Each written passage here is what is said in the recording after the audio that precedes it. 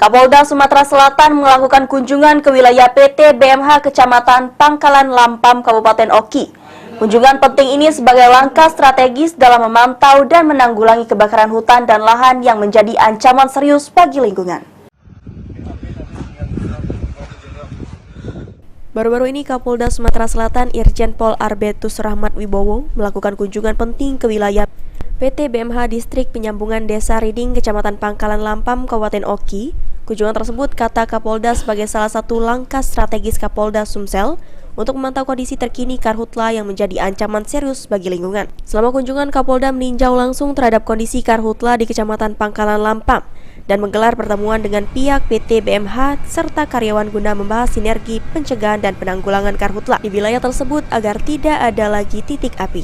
Menurut Kapolda, untuk mendukung upaya tersebut, pihak perusahaan untuk segera membuat embung penampungan air dan mengirimkan titik koordinatnya agar bisa membantu suplai air saat pemadaman dilakukan.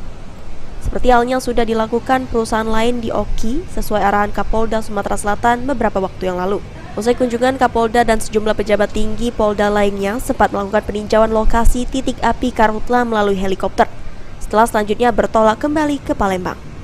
Novan Wijaya, PAL TV.